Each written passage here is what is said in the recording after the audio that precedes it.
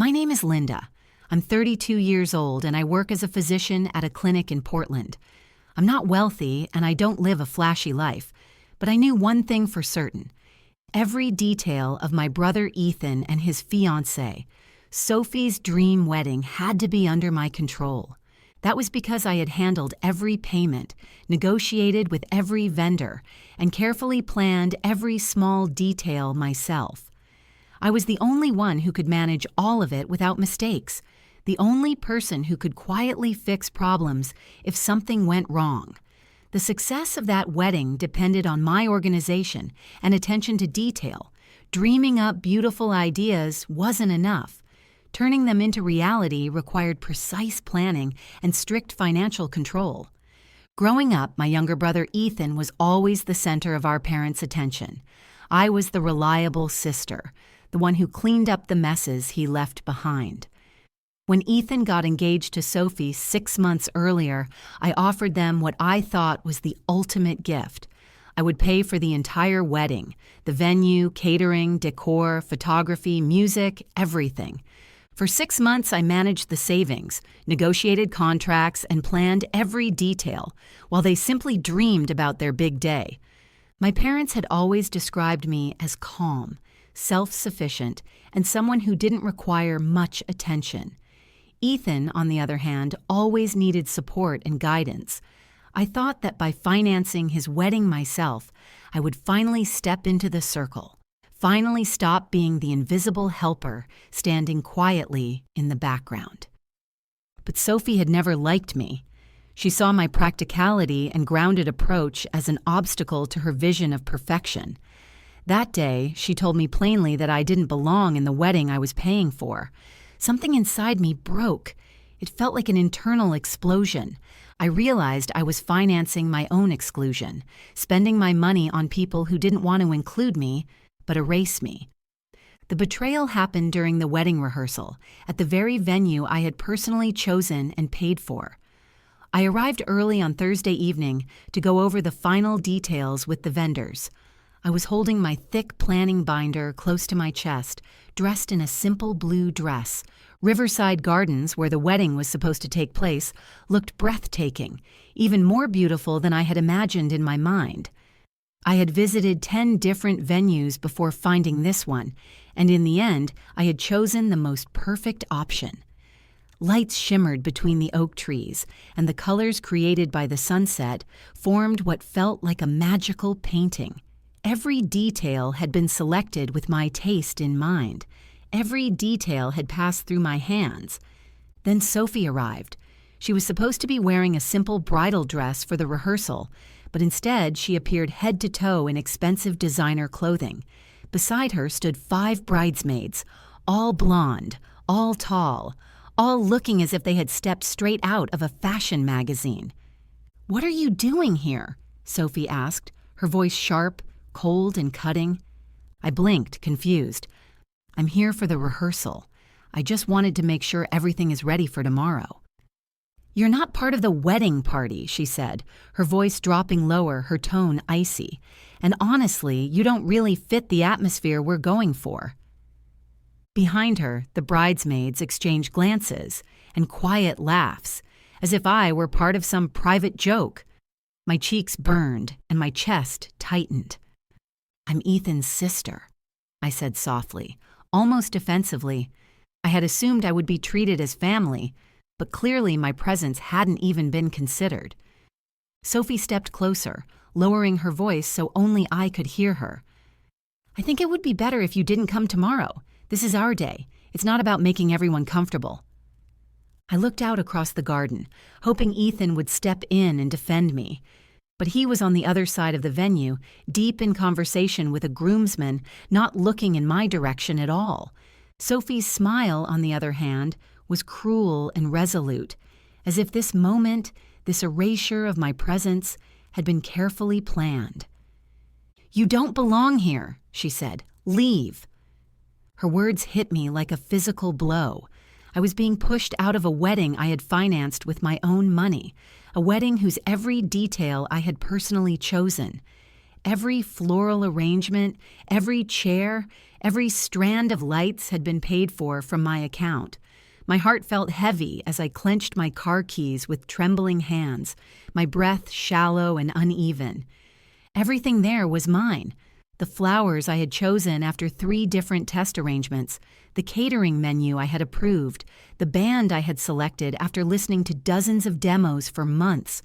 And yet, because of Sophie's cold words, I apparently didn't belong. I, the sister who had planned everything, who had cared about every detail, was expected to stand aside. My phone vibrated. It was a message from Ethan. "Soph told you what's going on. Please don't make this harder than it already is." That was the moment it became clear to me.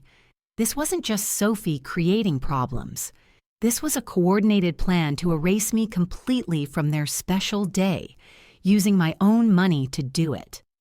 Standing there in the parking lot, my hurt sharpened into clarity. They didn't just want me gone, they wanted me invisible. But they couldn't take my money too. My choices, my control, my investment, those things were still mine. There was anger in my chest, but calm in my thoughts as I told myself, if you want to erase me, then at the very least, you don't get to keep my payment. Early the next morning, I called the venue. My voice still trembled with a mix of anxiety and restrained fury. I confirmed the final details with the vendors one by one. And then I learned something shocking. Sophie had already contacted the venue earlier that week. The wedding coordinator, sounding nervous and unsettled, explained, "She tried to change the primary contact information. She wanted your name removed from all communication with the vendors." "Did she explain why?" I asked, even though I already knew the answer. "She said there was some family drama and that she wanted to protect the event from interference." Sophie was trying to present herself as the reasonable bride, but in reality, everything had been calculated. The plan was simple: use my money, erase my presence, and reshape everything to her advantage. This wasn't spontaneous. It had been carefully prepared for months. I ended the call, set my phone down on the table, my hands still shaking, and drove straight to my parents' house, hoping for support. Surely they would understand how wrong this was. With every step, anger mixed with resolve. This time, no one was going to trample my dignity or my rights. But my mother didn't even look up from her coffee. "Sophie is under a lot of stress," she said, "and you can't just stay calm, can you?" My father lowered his newspaper and added, "You've always been independent, Linda, but right now what matters most is that Ethan gets to enjoy his day peacefully."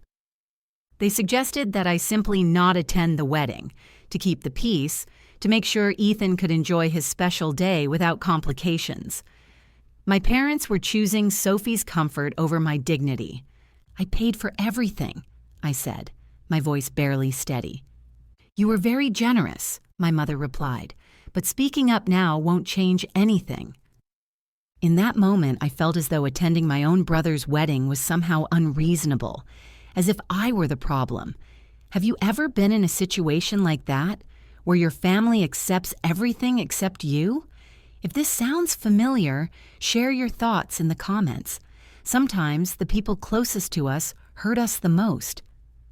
Later that day, Sophie called me directly. Her voice was sweet, but the intent behind it felt poisonous. "Linda, yesterday was a bit tense, but I hope you understand that this is just how it has to be." I stayed silent, letting her dig her own grave. "Linda, Ethan and I are truly grateful for everything you've done financially," Sophie continued. "You really are such a generous sister." Her words were both sugar and venom. She was happy to accept my money while trying to push me out of the wedding altogether, determined to take both my finances and my dignity. "We'll take lots of pictures so you can see how beautiful everything was," she added. "Maybe next week we can go out to dinner and I'll show you all of them." Sophie's audacity was astonishing. She expected me to keep paying, then sit back and watch a spectacle I wasn't allowed to be part of, like a distant relative observing from the sidelines. "You know what, Sophie?" I finally said. "You're right." "Great," she replied immediately. "I knew you'd understand." I understand you completely, I continued. You don't want me there, and I don't want to be where I'm not wanted. She paused as if she finally sensed the shift in my voice. So we agree, she said carefully. We really do. That was the moment I realized they didn't see me as a person, only as a bank account. They were comfortable taking my money but considered me disposable. Sitting in my home office later that night, staring at all the contracts and vendor agreements spread across my desk, everything suddenly became crystal clear. The paperwork, the emails, the notes, each detail stood there like a shield protecting me. What they never understood was that every single contract was written solely in my name. I had designed it that way to simplify payments, avoid confusion about responsibility, and keep everything clean and clear. Sophie's name appeared nowhere in the legal documents. She was listed only as a day of contact, visible, ceremonial, but without any real authority. What they didn't know was that I had built cancellation clauses into every vendor agreement. Years of managing finances and contracts at my clinic had taught me how to protect myself and my resources. Each contract allowed cancellation with 24 to 48 hours notice, meaning that in almost any situation, I could pull everything back with minimal loss and reset the entire plan. This wasn't just a precaution. It was a structure designed to protect my rights and preserve my power. The venue, catering service, florist, photographer, and band all had agreements that allowed cancellation with only minor penalties. In other words, if necessary, I could reclaim the entire wedding without suffering any real financial damage. Sophie's hostility toward me had also been carefully documented for weeks. Texts, messages, notes, all pointing to the same pattern. The moment I sensed the first red flag, my instincts had kicked in. The wedding insurance policy was in my name as well, fully protecting me against unexpected financial loss. Most importantly, Ethan was not a co-signer on a single contract. They mistook my generosity for a lack of control, but in reality, all legal authority rested with me. Every flower petal, every dinner plate, every musical note, everything was under my responsibility, under my control. My partner and best friend, Jake, had been watching this drama unfold for months. That night, I called him, and he answered immediately. "They're using you," he said plainly. "You're not their sister. You're their ATM." Jake arrived within an hour, takeout in hand, and opened his laptop. We spread every contract across the dining table, reviewing each document, each clause, each cancellation term carefully. "You have every legal right to cancel everything," Jake said after examining the paperwork. "These contracts are solid. Everything was set up correctly." "But should I?" I asked, my voice uncertain, my thoughts tangled. "This is Ethan's wedding," Jake said, looking at me firmly.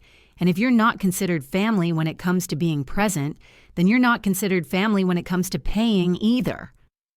My phone wouldn't stop vibrating. Ethan called over and over again, but I sent every call straight to voicemail. His messages grew increasingly frantic and urgent. "Linda, call me. We need to talk about tomorrow. I know you're upset, but we can fix this. Please don't do anything." At the same time, Sophie kept calling too. Her voice shifted with every message, from condescending to panicked, from calm to desperate. "There's confusion about the wedding. Call me immediately. Linda, there seems to be a misunderstanding. We need to talk." My parents tried to intervene as well, but I temporarily blocked their calls. I couldn't take any more pressure to be the bigger person. Jake stayed right beside me, urging me to hold my ground. "For once in your life," he said, "stop cleaning up everyone else's mess." By Thursday evening, the vendors started calling. Apparently, Sophie had been trying to manage things she legally had no authority over. "The bride says she's in charge now," the florist said, clearly confused, "but all the contracts are in your name." Then the caterer called, sounding equally unsettled. "Should we take instructions from Sophie or from you? We're getting conflicting information." I stayed calm, but firm. "All decisions go through me.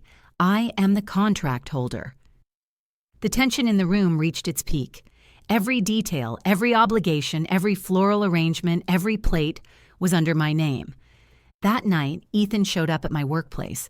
His usually perfect hair was disheveled, his eyes red from stress, his face a mix of confusion and anger. "Are you really trying to ruin my wedding?" he demanded, unable to hide his emotions any longer. "I'm not ruining anything," I said quietly. "I'm just refusing to pay for my own exclusion." "That's not how it happened," I replied, pulling out my phone and showing him Sophie's earlier message. "You don't belong at the wedding." Ethan froze, his eyes filling with sudden understanding. But it was already too late. The situation had spun out of control. By Saturday morning, my entire family had gathered at my apartment. Ethan, Sophie, and my parents stood at the door, demanding explanations and action immediately. "The vendors are refusing to work," Sophie screamed, her makeup smeared with tears, her face twisted with panic and disbelief. "Everything's been canceled," she added, her voice shaking. "That's correct," I said calmly, sipping my coffee. "I canceled every contract at 6 this morning." My father shouted in rage, "You're disgusting and vindictive. This was Ethan's wedding day." "It's just Saturday," I replied, my voice steady as steel. Sophie looked completely shattered, as if her entire world had collapsed in a single moment. "You can't do this. 150 guests are coming." "You told me I didn't belong there," I said evenly, my tone firm and unyielding. "So I'm not paying for a place where I don't exist." Ethan finally found his voice, trembling somewhere between anger and confusion. "Linda, I never said you couldn't come. You never said you wouldn't. My fiancé told me to stay out of it, and you stayed silent." I showed him the messages on my phone. "You told me not to make things harder." Everything was there in black and white. Sophie tried a different tactic, her voice dripping with sickly sweetness. "We can fix this. You can come to the wedding." I laughed softly, my gaze cold and resolute. "You already made it clear I don't fit your vibe." My mother pleaded through tears. "Think about the guests, about all the planning." "But she's Ethan's sister," my father snapped defensively. "That's right, I am his sister," I said firmly. "And you all forgot that." Sophie collapsed onto the couch, as if the ground had vanished beneath her feet. "There's nothing left. No venue, no food, no flowers, nothing." In that moment, I understood everything, all the tension, the manipulation, the sugary deception. It had all been part of Sophie's control game, supported by others. But I was done playing. My money was mine, and my dignity was not negotiable. "This is exactly what you wanted," I said calmly, a cool finality in my voice. "A wedding without me." Ethan stared at me in shock, his eyes wide with disbelief, as if the world had shifted beneath him. "I can't believe this." "I didn't do anything to you," I said plainly. "I simply stopped doing everything for you." A heavy silence filled the room. The only sound was Sophie's broken, trembling sobs. The difference was finally clear. Everyone understood that I wasn't just a source of money. I was a person who deserved respect. The consequences followed quickly. Ethan and Sophie were forced to make humiliating phone calls. The wedding was canceled, and all 150 guests were informed. 3 months later, they paid for a smaller, more intimate ceremony at a local restaurant with their own money. My parents tried to remain neutral at first, but soon realized it wasn't too late to stand by me. Sophie never apologized, but she never tried to erase me again, and Ethan slowly learned how to stand up for himself. Over time, our relationship healed, and today, it's built on mutual respect and understanding. With the money I kept, I took a 2-week vacation in Italy. Canceling the vendors went smoothly, and most of the deposits were refunded. 3 months later, Ethan got married. The ceremony was simple, but for me, it was respectful and meaningful. This time, I attended as an honored guest. The wedding was small but sincere. In that moment, I realized something important. Love without respect is just manipulation.